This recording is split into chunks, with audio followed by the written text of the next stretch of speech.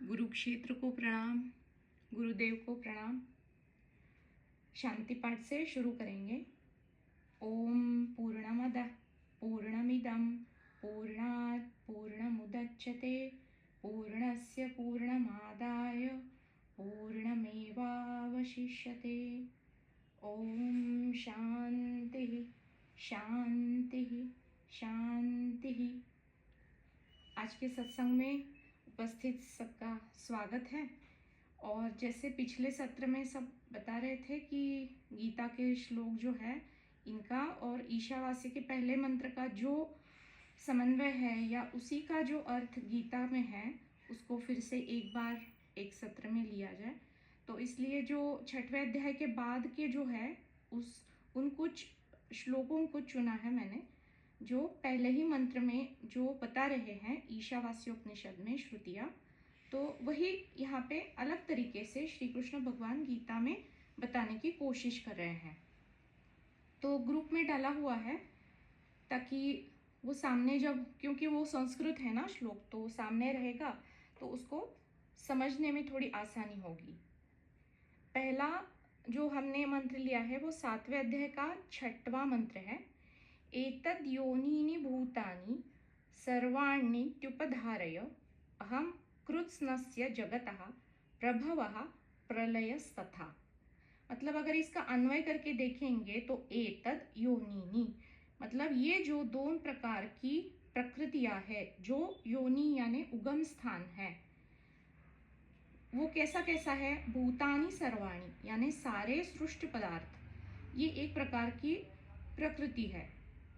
इति यानी या इस तरह से ही उपधारय अहम, मैं इसी प्रकार का हूँ ये जान लो। कृत्स्नस्य संपूर्णतः जगतः मतलब जगत के, प्रभवः प्रलयः तथा जगत का जो प्रभव यानी उत्पत्ति या अभिव्यक्ति या उगम है, तथा प्रलय, तथा यानी और जो प्रलय है जगत का, उन सबको ही मेरे ही उगम स्थान से उत्पन्न हुआ जान ले। यानी ये जो सारी जो दिख रहा है, जो व्यक्त है, वो व्यक्त सारे भूत प्राणी मात्र, इनका उगम दो शक्ति से होता है। यहाँ पे दो तरह की प्रकृतियां बता रहे हैं। ये जगत जो है इसमें जो कुछ भी है यानी भौतिक और आध्यात्मिक, इन सब का उत्पत्ति का कर्ता और प्रलय का भी कर्ता भगवान यहाँ पे बता रहे हैं। मैं ही हूँ। मैं यानी यहाँ पे श्री कृष्ण भगवान जो देहधारी है वो तो है नहीं, ये तत्व के बारे में बात हो रही है। यही इनका उत्पत्ति और प्रलय करता है। इस प्रकार से है अर्जुन, तो निश्चित रूप से जान ले। तो ये जो दो प्रकृतियां है, ये है परा और अपरा।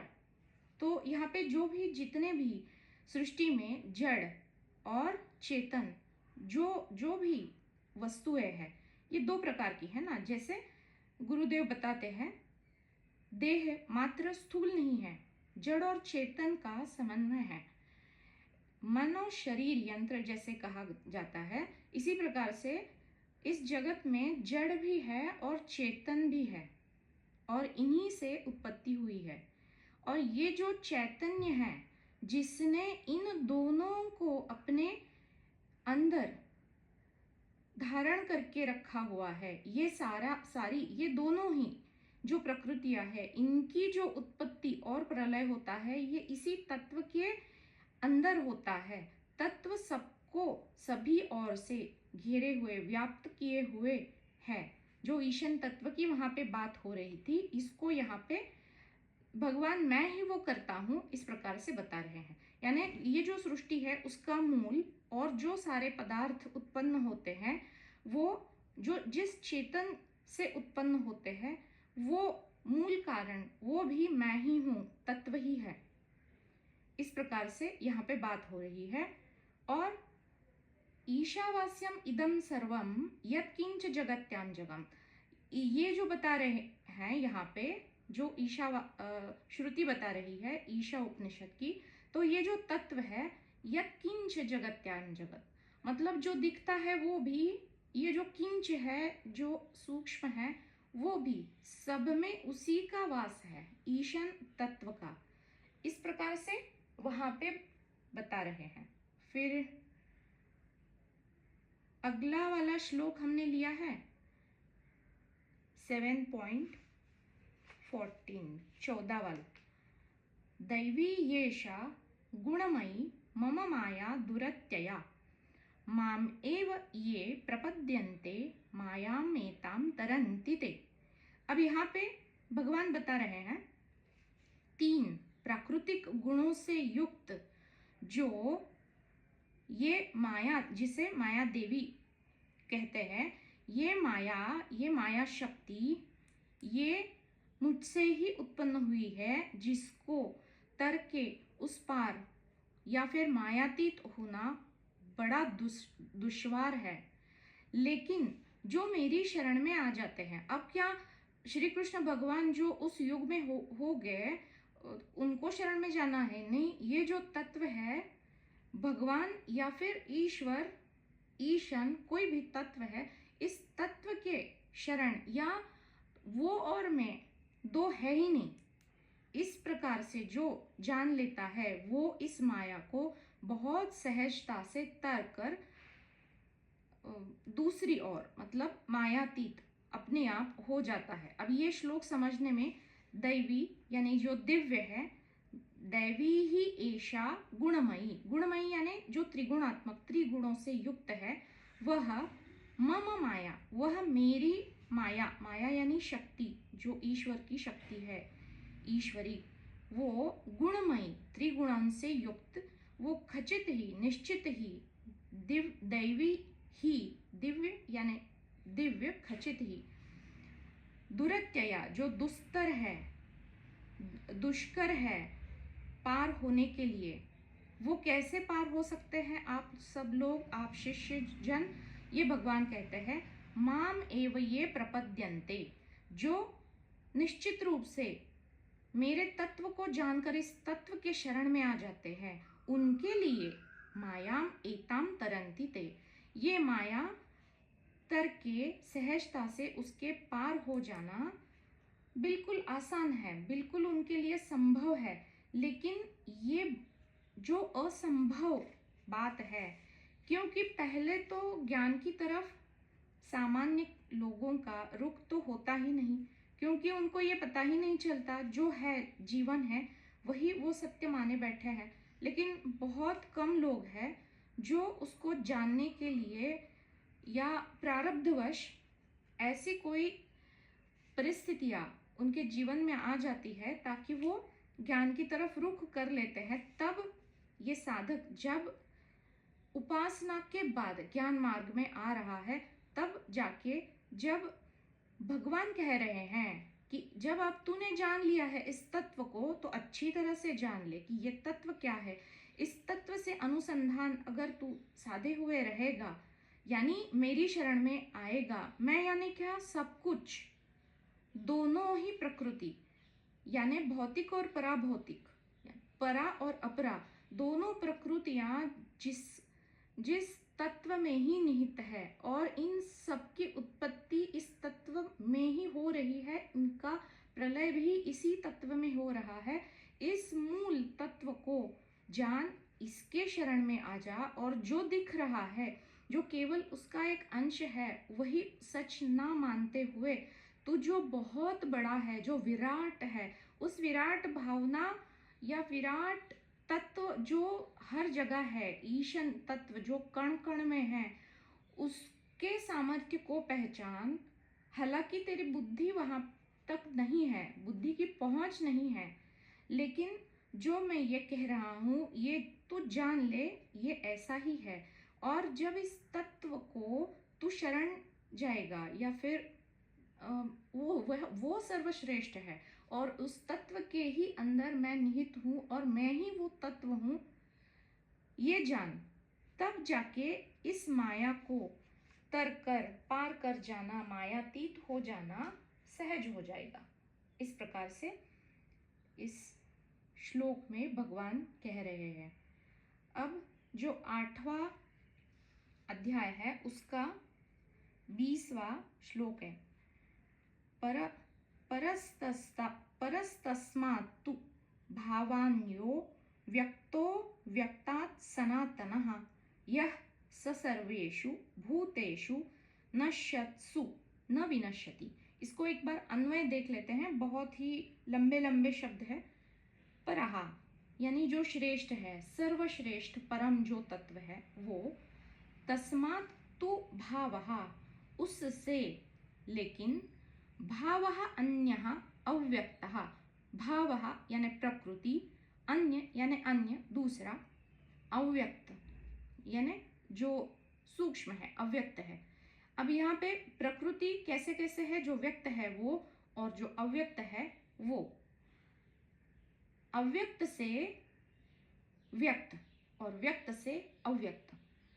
अव्यक्तात् सनातनः जो शाश्वत है वो, यह सह वही, जो सर्वेषु भूतेषु नश्यत्सु सब सारे ही भूत यानी जीव, नश्यत्सु अगर नष्ट भी, नश्वर यानी मृत भी हो जाए तब भी, न विनश्यति इसका कभी भी नाश विनाश नहीं होगा।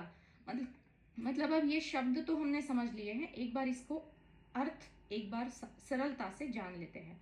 अब इससे अन्य एक अव्यक्त प्रकृति है, जो 2 प्रकार की प्रकृतियां बता रहे हैं उसमें से अब दूसरी जो अव्यक्त प्रकृति है उसको बता रहे हैं, जो ये व्यक्त और अव्यक्त जड़ पदार्थों से भी परे है और सनातन है।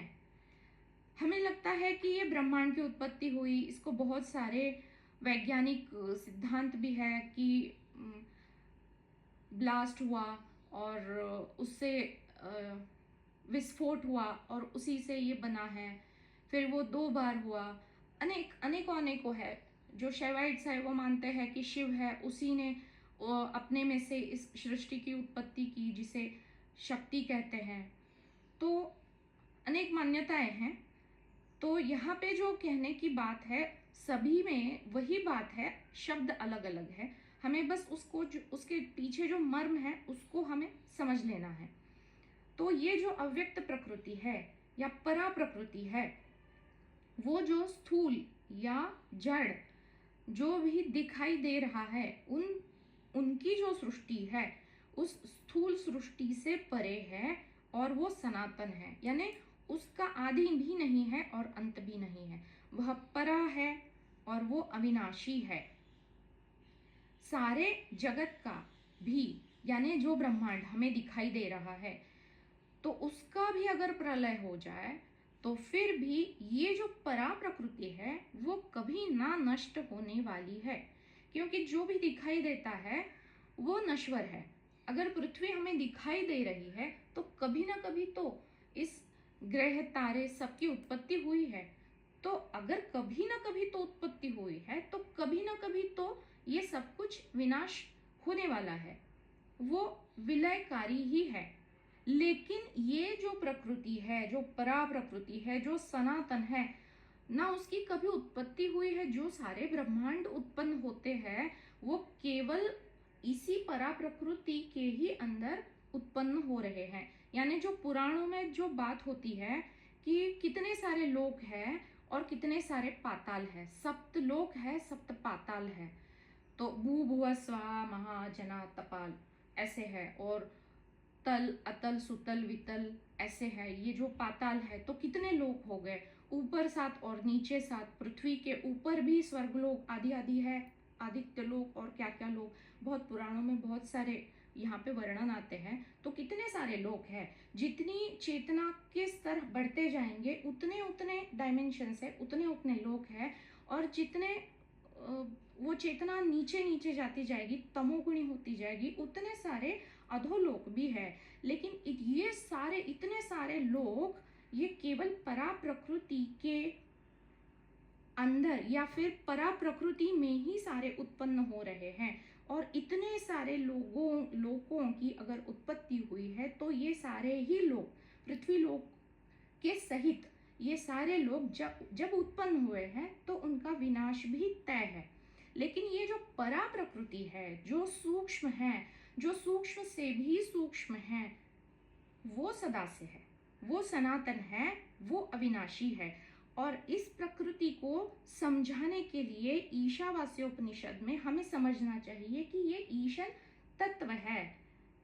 वो अगर बहुत सारे कण यहाँ वहाँ बिखरे हुए हैं, हम इतना सारा तो नहीं देख पाएंगे, चलो एक तो देख लिया, तो ये ईशन तत्व को अगर एक कण में हम देखेंगे तो इस प्रकार से हमें समझना चाहिए कि जो हम समझते हैं तत्व यानी तत्व यानी क्या, तो जो भी दिख रहा है और जो भी ना दिखने वाला जो भी है, उससे भी परे जो है वो ये सनातन तत्व है या परा प्रकृति है।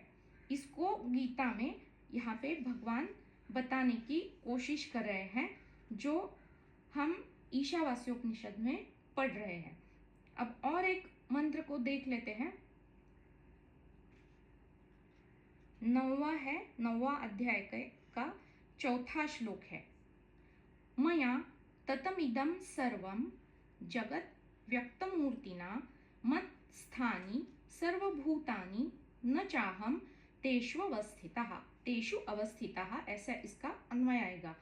तो मया ततम इदम, मेरे द्वारा व्याप्त किया हुआ यह सर्व, इदम सर्वम जगत, ये सारा जगत, अव्यक्त मूर्तिना मत स्थानी, अव्यक्त स्वरूप से मेरे स्थान में या फिर मेरा जो भी अस्तित्व है, जहाँ तक मेरा वसन है उसी में ये सारा अव्यक्त भी या सर्वभूतानि यानी सारे जीव, न च अहम तेषु अवस्थितः, ये जो सारे जीव है वो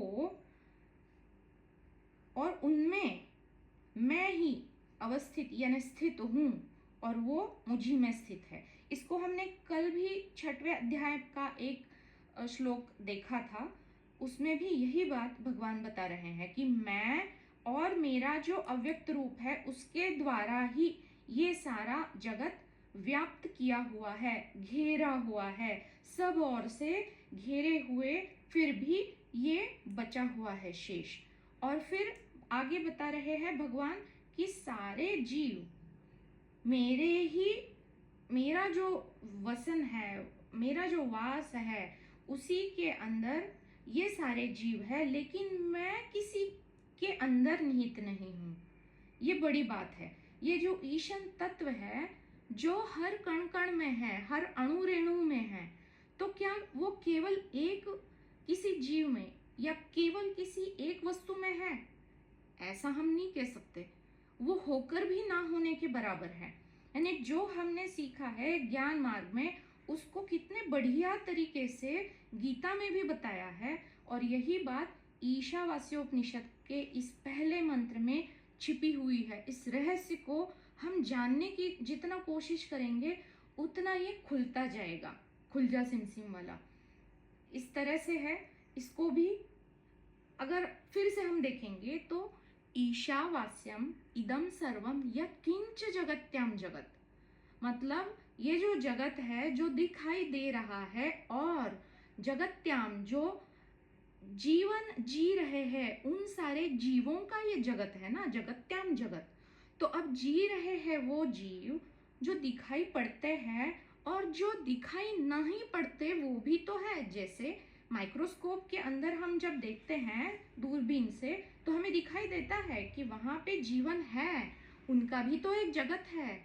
उनका जीवन केवल एक पेशी के अंदर उनका निहित है, दिखाई नहीं दे रहा है, लेकिन वो है ना। उसी प्रकार से ये बहुत सारे जगत है, और जगत्याम जगत, वो जो जीव वहां पे जी रहे हैं उनका जीनापन भी अलग अलग है, उनके स्तर भी अलग अलग है।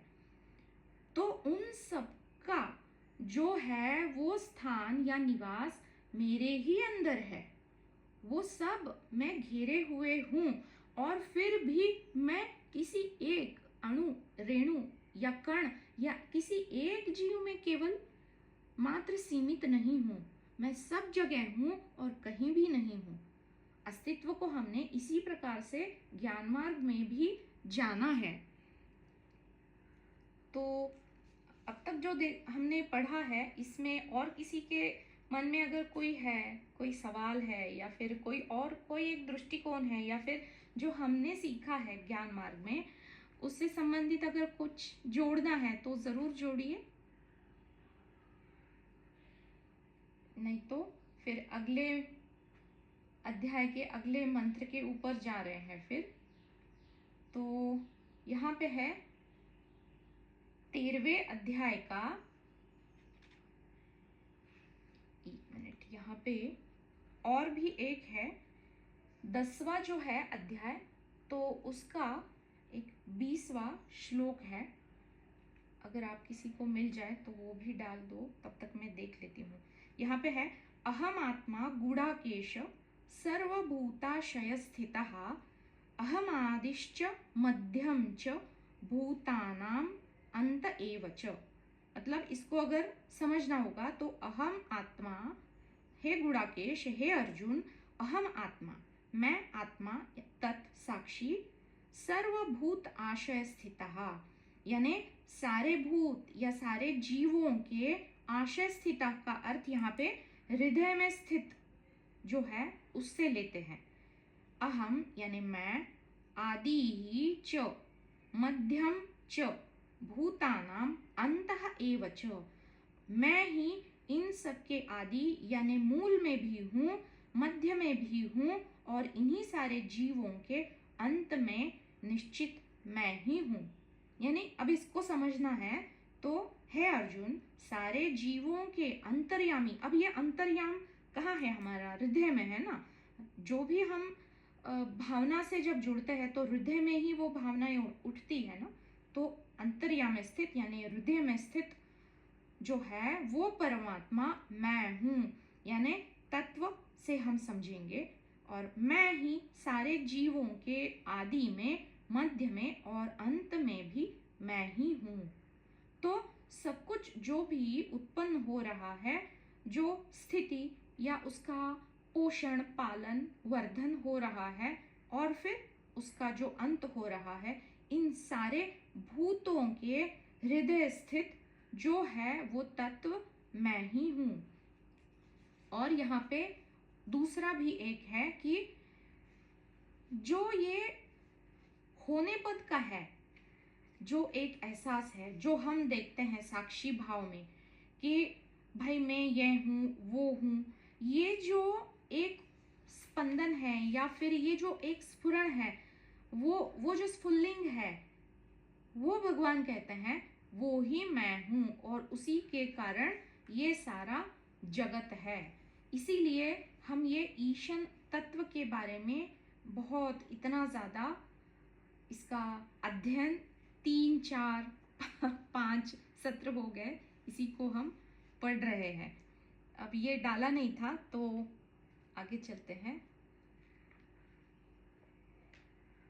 13वां अध्याय है और इसका 3रा श्लोक है। 3रा और 4था इसको मैंने डाल दिया है। इसको एक बार पढ़ लेती हूँ और फिर इसको समझने की कोशिश करते हैं। क्षेत्रज्ञं चापि मां विद्धि सर्वक्षेत्रेषु भारत, क्षेत्र क्षेत्रज्ञयोर्ज्ञानं यत्तज्ज्ञानं मतम मम। अब इससे तो कुछ समझ में नहीं आ रहा है, तो इसको अन्वय करके समझ लेते हैं। क्षेत्रज्ञम यानी क्षेत्रज्ञ, क्षेत्रज्ञ यानी क्षेत्र को जानने वाला, वो भी च अपि माम, वो भी निश्चित ही मैं ही हूँ जो क्षेत्र को जान रहा हूँ। विद्धि ऐसे तू जान ले, सर्व क्षेत्रेषु भारत, हे अर्जुन सब क्षेत्रों में। अब क्षेत्र से हम यहाँ पे सारे स्थान, सारे जीव, सारे भूत, जो भी जीव है उनको हम समझेंगे तो मैं ही हूँ, और जो जानने वाला है वो क्षेत्रज्ञ भी मैं ही हूँ। इसको तू जान ले। क्षेत्रज्ञों यानी जो क्षेत्रज्ञ हैं, ज्ञानम यत तत्, जो क्षेत्रज्ञ को ज्ञान जो हो रहा है, वह तत् यानी वह, ज्ञानम मतम मम, वह ज्ञान वो भी मेरा ही है, और जिससे वो जाना जा रहा है वो भी मैं ही हूं। अब थोड़ा सा सरल करके इसको फिर से समझते हैं। हे भारत, हे अर्जुन, मैं ही सारे शरीरों के अंदर, यहाँ से क्षेत्र से हम शरीर अगर देह या फिर प्राणी मात्र इसको समझेंगे तो शरीरों में भी मैं ही हूँ। क्षेत्रज्ञ नाम से मैं ही हो रहा, मैं ही वहां पे हूँ, इसको तू जान। और ये शरीर और उसका जो क्षेत्रज्ञ का जो जानना है, मतलब जो ज्ञान है, वो भी मैं ही हूँ, इसको तू पहचान। अब यही हमने ज्ञान मार्ग में भी पढ़ा है कि मैं ही दृष्टा, मैं ही दृश्य, और ये जो स्वप्न है वो, ये सारा, ये जो जीवन है, ये जो जगत है, ये केवल एकमात्र सपना है, और इसका जीवन का दृष्टा यानी स्वप्न दृष्टा भी मैं ही हूँ, और मेरे ही सामने ये सारा जीवन या जगत घटित हो रहा है। गतिशील जगत है और मैं स्थिर अचल हूँ।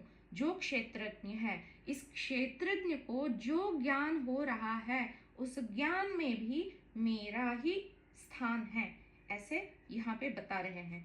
ये श्लोक तो बहुत गहरा है, बहुत गहराई से इसको जानने की जरूरत भी है, लेकिन अभी तो हम केवल ईशावास्योपनिषद के अनुरूप इसको जानने की कोशिश करते हैं। जो ईशावास्योपनिषद में ईशावास्यम इदम सर्वम यत्किंच जगत्याम जगत, यानी जो जगत में दिख रहा है वो, और जो जी रहे हैं, जीवित्याम जो जी रहे हैं, उन सारे जीवों में, कण कण में, रोम रोम में, हर स्थान पर, हर काल में ये तत्व ही मात्र विद्यमान है। इसको तू क्षेत्र के नाम से जान, या क्षेत्रज्ञ के नाम से जान, दृष्टा दृश्य दर्शन के नाम से जान, या सृष्ट और साक्षी के नाम से जान। नाम अलग है लेकिन वही तत्व है, केवल जानने के तरीके अलग अलग हैं। तो ये भी बहुत महत्वपूर्ण है, कभी इसके ऊपर बहुत गहराई में इस मंत्र को जानने की कोशिश जरूर करेंगे। और अब 14वां और 15वें अध्याय के ऊपर जाएंगे, यहाँ से भी बहुत कुछ बटोर सकते हैं। तो यहाँ पे एक 14वें अध्याय का तीसरा और चौथा मंत्र है। एक मिनट, मैंने इसको निकाल के रखा था, ग्रुप में डालना भूल गई हूँ।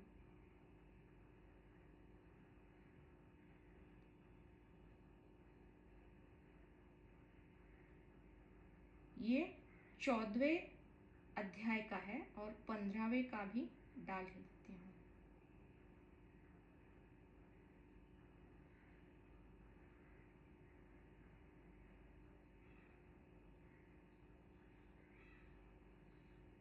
अब ये जो है, ये 14वें अध्याय का तीसरा वाला श्लोक है। यहाँ पे बता रहे हैं भगवान, मम योनिर महद ब्रह्म तस्मिन् गर्भम दधाम्यहम संभवः सर्वभूतानां ततो भवति भारत। हे भारत, हे अर्जुन, मम योनि ही महत ब्रह्म, मम यानी मेरी, योनि ही यानी जन्म का स्रोत, महत ब्रह्म यानी महत यानी बहुत बड़ा, संपूर्ण प्राकृत सृष्टि, और ब्रह्म यानी परम तत्व। तस्मिन यानी उसी में, गर्भम दधामी उसी में मैं गर्भ को उत्पन्न कर रहा हूँ।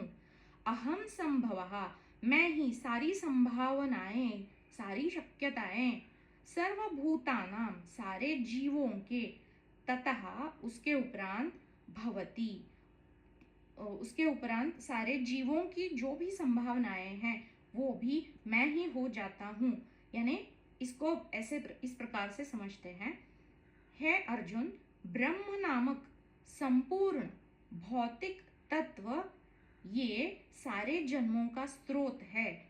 और इस जो भौतिक जो ब्रह्म है, यानी हम इसको सगुण ब्रह्म भी कह सकते हैं, जो गुणों में बरत रहा है उसमें भी ब्रह्म है, और जो निर्गुण है वो भी ब्रह्म है। अब इस ब्रह्म को, यानी ये जो सगुण ब्रह्म है, जो भौतिक जीवों की उत्पत्ति जिसके गर्भ से हो रही है, जो सारे जीवों के जन्मों का स्रोत है, और इस ब्रह्म को मैं ही गर्भस्थ करता हूँ, यानी ये जो सगुण ब्रह्म है इसको मैंने मेरे उदर में बद्ध करके रखा है, मेरे उदर से वो उत्पन्न हो रहा है। इस प्रकार से भगवान बता रहे हैं। इसलिए सारे जीव, उनका जन्म होना संभव हो जाता है। इस प्रकार से भगवान यहाँ पे बता रहे हैं। यानी कि ये जो तत्व है ये निर्गुण है, एक है, केवल एकमात्र है, अभिन्न है। लेकिन अब ये अभिन्न या अद्वैत है, उसमें से इतने सारे जीव, इतने सारी सृष्टियां, इतने सारे जो है अणु रेणु कण सारे कैसे पैदा हो गए।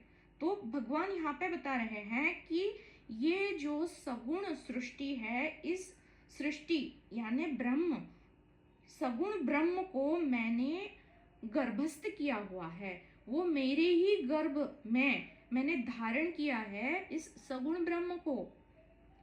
यानी जो भी ब्रह्मांड है वो ये निर्गुण तत्व का मात्र एक अंश है, उसको धारण किया है अपने पेट में। जैसे हम एक निवाला खाते हैं तो वो हम अपने पेट में इसको क्या हम बोलेंगे, आधा अधूरा जठरस्थ कर सकते हैं। हमारे जठर में उसको हमने स्थान दे दिया, स्थ यानी स्थान देना, तो उसको धारण कर दिया अपने जठर में। उस प्रकार से ये सारा ब्रह्मांड यानी सगुण ब्रह्म जो है उसको निर्गुण ब्रह्म ने अपने उदर में धारण किया हुआ है। इस प्रकार से समझो, कितना बढ़िया तरीके से यहाँ पे भगवान गीता में समझा रहे हैं।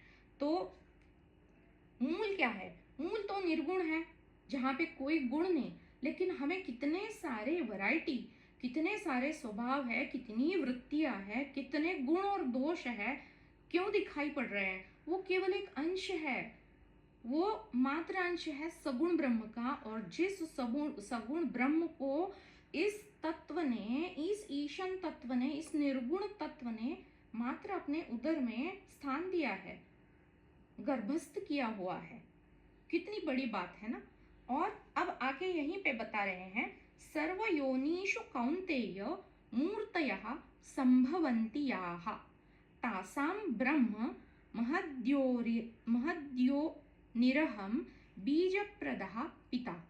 अब जन्म कैसे हो रहा है इसके बारे में बहुत बढ़िया से बात बोल रहे हैं भगवान। सर्वयोनिषु कौन्तेय, हे अर्जुन, सारे योनियों में, जो 84 लाख योनियां कही गई है ना, जितने सारे जीव है, कृमि, कीटक, उभयचर, जलचर, थलचर, अंडज, उद्भिज, जरायुज, जितने भी योनियां हैं, सारे जीव मूर्तयः संभवंती, ये इतने सारे जो रूप है वो संभवंती, उनका संभव होना, उत्पन्न होना, प्रकट होना, याह तासाम, जो ये सारे ब्रह्म यानी ब्रह्म, महत योनि ही, ये महत योनि से स्रोत इसका महत योनि है। ये तो केवल योनियां है ना, 84 लाख योनियां हैं, लेकिन ये कहाँ से, इतने सारे रूप कहाँ से प्रकट हो रहे हैं, कहाँ से उत्पन्न हो रहे हैं? महत योनि से। महत योनि ही मतलब महत योनि या महत जो तत्व है, निर्गुण तत्व है, वो सारे योनियों के जन्म या उद्भव का भी स्रोत है। अहम बीज प्रदः, भगवान बोल रहे हैं कि मैं बीज प्रदान करने वाला पिता हूं। अब इसको अगर ऐसे समझा जाए कि उत्पत्ति कैसे होती है, बीज तो पिता देता है और माता उसको धारण करती है। तो ये जो सगुण प्रकृति है या सगुण ब्रह्म है, वो जैसे माँ है, और गुरुदेव भी कहते हैं ना, माया है, माँ है, शक्ति है, माता है, और ये निर्गुण पिता है। ये अपना बीज प्रदान करता है और ये इतने सारे 84 लाख योनियां और इतने सारी वैरायटी संभव हो जाती है, इस प्रकार से बता रहे हैं। यानी एक यहाँ पे इसका अर्थ छोटा सा यहाँ पे दिया है कौनते भौतिक प्रकृति में जन्म लेकर सारी योनियों में प्रकट हो रहा होता है और मैं ही बीज प्रदान करने वाला उन सारे ही जीवों का या योनियों का पिता हूँ। कितनी बड़ी बात यहाँ पे बता रहे हैं। इसी को हम ईशन तत्व से जब हम जोड़ेंगे तो ईशन तत्व कण कण में है, लेकिन उससे भी वो परे है। ईशावास्यम इदम सर्वम यत् किंच जगत्याम जगत। इसीलिए कह रहे हैं तेन त्यक्तेन भुंजिता, इसलिए जो तुझे दिख रहा है ना उसको सच मत मान। हालांकि वो दिख रहा है लेकिन वो सत्य है नहीं, सत्य उससे बहुत बिल्कुल परे है, बहुत उन्नत है। वो तो जो दिख रहा है वो मात्र तेरी दृष्टि का भ्रम है और उसकी सत्ता तो असल में है ही नहीं। इस प्रकार से भगवान समझाने की कोशिश कर रहे हैं। इसलिए माँ गृदा त्यक्तेन भुंजिता। अब जो जीवन हम जी रहे हैं असल में उसकी कोई सत्ता ही नहीं है, ये बताएंगे तो सारा जीवन तो धाराशाही हो जाएगा ना। इसलिए कह रहे हैं कि जितना आवश्यक है उतना इस्तेमाल करो, त्यक्तेन भुंजिता, त्याग करो, त्यागपूर्ण भावना से उसका इस्तेमाल करो और अधिक की कामना मत करो, क्योंकि तुम जो भी कामना करते हो उसकी प्राप्ति कभी ना कभी हो ही जाती है। और अगर वो किसी स्थूल जगत की कोई वस्तु या फिर किसी स्थूल जगत की ही कोई सूक्ष्म भी कामना है तो तुम इस स्थूल सृष्टि से अपना बंधन खुद ही बांधने की मूर्खता कर रहे हो, ये मत करो। इसलिए माँ गृधा ईशावास्योपनिषद में श्रुति हमें बतला रही है। अब यहाँ पे और एक है, इसको भी मैंने डाल ही दिया है, 15वें अध्याय का 5वां श्लोक है।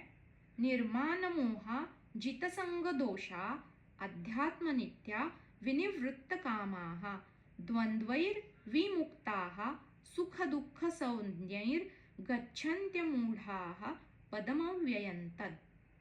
अब इसका अर्थ समझना है तो जो मान यानी खोटी प्रतिष्ठा है और मोह, इसको जीत ले और संग दोषाहा, जो संग है दोष का संग है उसका त्याग कर, अध्यात्म नित्या, आध्यात्मिक जो ज्ञान है यानी जो तत्व का ज्ञान है उसमें नित्याहा, नित्यत्व से यानी नित्य अभ्यास करते हुए, विनियुक्त कामाहा, काम से विनियुक्त होके, अनासक्त होके, उससे अलग होके, द्वंद्वै विमुक्ताहा, द्वंद्वों से जो मुक्त हो गया, यानी अच्छा भी नहीं बुरा भी नहीं, पाप भी नहीं पुण्य भी नहीं, क्योंकि मैं तो करता ही नहीं हूं तो ना पाप है ना पुण्य है, ना भोगता है तो अच्छा है या बुरा है, कोई भी फल है।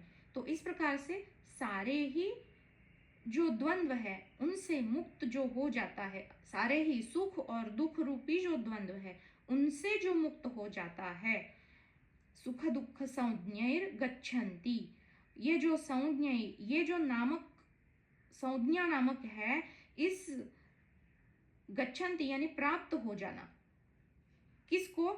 अमूढ़ाहा पदम अव्ययम, ये जो अव्यय पद है इसको गच्छन्ति यानी प्राप्त हो जाएगा तू। किस प्रकार से?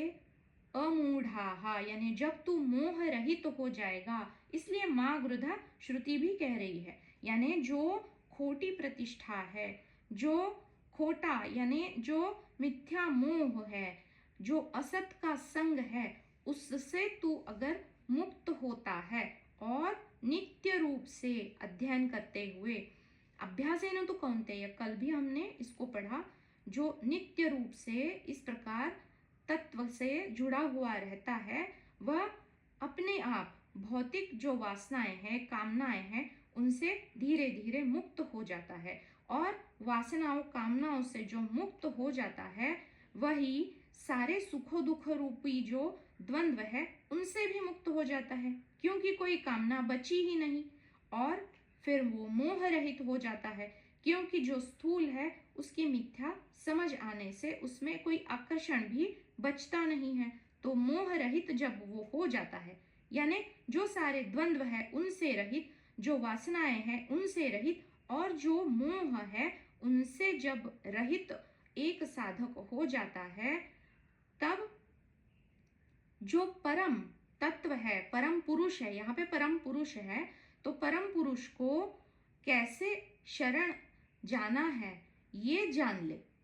और ऐसे साधक जो है, ऐसे जो भक्त है, उनको शाश्वत धाम की प्राप्ति हो जाती है। ऐसा धाम जहां से फिर वापस लौट के कभी आना नहीं पड़ेगा, फिर से किसी भी योनि में वापस आकर जन्म लेने की कोई आवश्यकता नहीं होगी। इस प्रकार से बता रहे हैं। और इसी को हमने पढ़ा कि माँ वृदा त्यक्तेन भुंजिता। इसीलिए जो भी स्थूल जगत है उसमें हम कोई आसक्ति ना करें, उसकी मिथ्या को जान ले, और जो है सो है, और अपना जीवन यापन बहुत बढ़िया ढंग से अपना स्वधर्म मान के मैं कोई करता नहीं हूँ, इस भाव से करते रहेंगे तो इस परम धाम की, इस ईशन तत्व की प्राप्ति अपने आप हो जाएगी। क्योंकि वो तो तत्व जो है वही तो मैं हूँ, पहले से हूँ, लेकिन मैं तो फंसा हुआ हूँ जो दिख रहा है उन सारी उपाधियों में से। उपाधि यानी ये अज्ञान ही है। ये तो अपने आप हट ही जाएगा। कैसे हटेगा? अभ्यास ही न तो कौन्तेय। अगर हम बार बार स्मरण दिलाते रहेंगे तो ये अज्ञान अपने आप हट ही जाएगा, और जो मैं पहले से हूँ वही मैं अपने आप हो ही जाऊंगा। इस प्रकार बहुत सारे श्लोक हैं, लेकिन आज हमने 6-7 श्लोक देख लिए हैं। अश्विन जी, आप कुछ बताना चाहेंगे?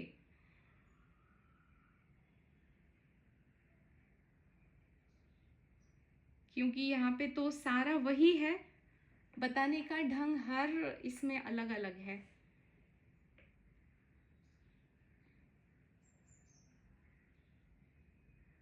अगर बिजी है तो फिर आज का सत्र हम यहीं पे समापन करते हैं, और समापन करते वक्त केवल एक शांति पाठ का जो मंत्र है उससे फिर समापन करेंगे।